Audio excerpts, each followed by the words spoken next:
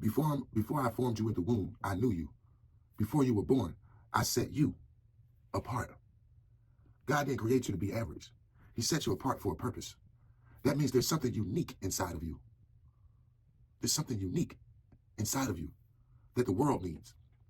But to step into the extraordinary life, you have to recognize that you were called for more, called to more, called to be more. Oh yeah, this is a Joseph and Jacob story. This ain't a regular story. You know what I'm saying? It's a lot of detail in this. Have you been playing small in areas of your life? What would your life look like if you fully embrace your purpose? Fully embrace your purpose, your calling, and who you are. Most people live their lives trying to fit in, trying to be accepted, to stay within the limits of what's familiar.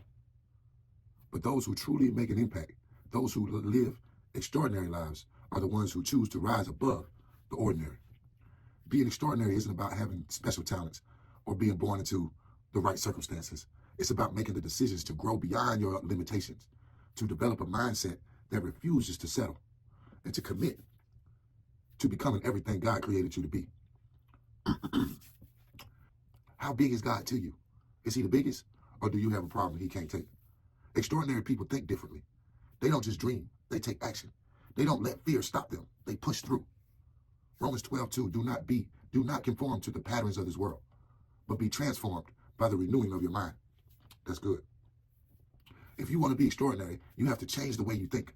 You have to stop thinking like a victim. Stop settling for mediocrity and start believing in the greatness inside of you.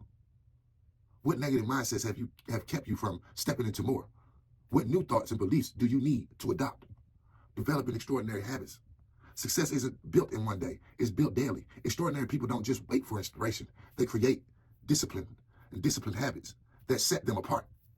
Proverbs 10:4, lazy hands make for poverty, but diligent hands brings wealth. Spend time daily seeking God's direction, discipline, and consistency. Do the hard thing, even when you don't feel like it. It's excellence and growth. Commit to lifelong learning and self-improvement. What daily habits do you need to change to align with the extraordinary life you desire? Overcoming fear and stop resistance. One of the biggest things that hold people back from being extraordinary is fear. Fear of failure, fear of rejection, fear of stepping out. But fear is a liar. For God has not given us a spirit of fear, but of power, love, and sound mind. Extraordinary people feel fear, but don't let it stop them. They trust that if God called them to something, he will equip them with everything. What fears have you been holding on to and holding you back? What is one bold step you can take this week towards extraordinary life living?